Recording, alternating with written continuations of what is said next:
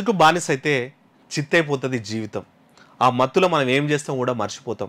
అట్లాంటి ఘటనే మనకి ఇక్కడ జరిగింది. కన్న బిడ్డలా పెంచితే కడ తెరిచిండంట. పాపం కుత్బులాపూర్కు ఓ బస్సు చెందినటువంటి జయమ్మనంట, ఆమెకి 5 మంది ఆడపిల్లలంట. అయితే ఇక కొడుకు పుట్టాడన్నటువంటి భావనతోటి వేనన్నట్టు ఆయన 2 నెలలు ఉన్నప్పుడే తెచ్చి పెంచుకుంటున్నారంట. అదృష్టమో దురదృష్టమో జయమ్మకి ఓ 10 ఏళ్ళ తర్వాత కొడుకు పుట్టిండంట. ఇంకా పెంపుడు కొడుకు సొంత కొడుకు అని తేడా లేకుండా ఇద్దరిని మంచిగా చూసుకునేటోళ్ళంట. అయితే ఈ జయమ్మ అసలు కొడుకు కొంచెం మతిస్థిమితం లేకుండా కొద్ది రోజుల నుంచి కనిపిస్తలేడు. దాని మీద కూడా కేసు పెట్టిండ్రంట. కానీ ఈ పెంపుడు కొడుకు అంటోడు మంచిగానే ఉన్నాడు.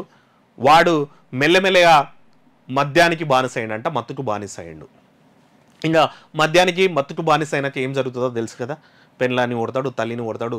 మొత్తం మీద వీని తీరు నచ్చక పెళ్ళం వెళ్ళిపోయిందంట ఇంట్లో నుంచి, తల్లియారింటికి పోయింది. వీడింగా ఈమెను పెంపుడు తల్లిని అంటే సొంత తల్లిలాగా పెంచుకున్నది. ఎందుకంటే చిన్నప్పటి నుంచి 2 ఏళ్ళలో తెచ్చుకొని పెంచిందంటే దాదాపు వాడు పెళ్లి చేసిందంటే ఆ స్థాయిలో పెంచుంటుంది సొంత కొడుకు లెక్కనే. ఇంకా వీడు మత్తుకు బానిసై 4 లక్షలు కావాలని తల్లిని డిమాండ్ చేసిండంట. అంటే తల్లికి రిటర్న్ ఇచ్చేటువంటి ఏజ్లో తల్లిని 4 లక్షలు డిమాండ్ చేసిండంట. బిడ్డ నా వద్ద లేవు అని చెప్పిందంట. దానికి వాడు ఫుల్గా దాగి కోపంతో ఊగిపోయి ఆమె నుదుటిపైన పెద్ద మేక్ తోటి పొడిచిండంట. ఆమె చచ్చిపోయింది. ఇంకా సొంత కొడుకు ఏమైందో కూడా తెలియదంట. అయితే ఆ సొంత కొడుకు మాయంగానికి కూడా ఈ వేణు అనేటువంటి అనుమానం ఇప్పుడు బలపడుతుందంట. నిజంగానే అంటే ఆడ వేణు తప్ప వాని కోపం తప్ప అనే మాట పక్కన పెడితే ఆ మత్తులో వాడు ఏం చేస్తున్నాడు అనేటువంటి విచక్షణ అయితే కోల్పోయి ఉంటాడు. మత్తు అనేటువంటిది ఏ దానినైనా పురిగొల్పుతుంది.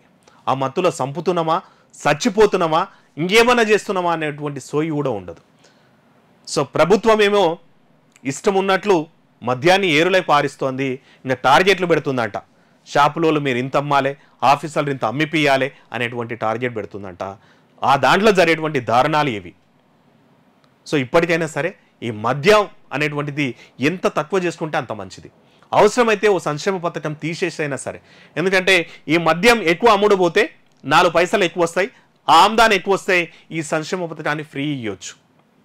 కానీ ఆ సంక్షేమ పథకాల పేరిట దీన్ని మద్యానికి బానిస చేసేసి మళ్ళీ మీరు ఇచ్చేటువంటి పైసలతోటి మళ్ళీ దీన్ని రొటేషన్ సర్కిల్ లాగా చేసుకుంటూ పోవడం వల్ల ఇట్లాంటి దారుణాలు జరుగుతాయి. కాబట్టి ప్రభుత్వం వీటి మీద దృష్టి పెట్టాల్సినటువంటి అవసరం అయితే ఎంతైనా ఉంది.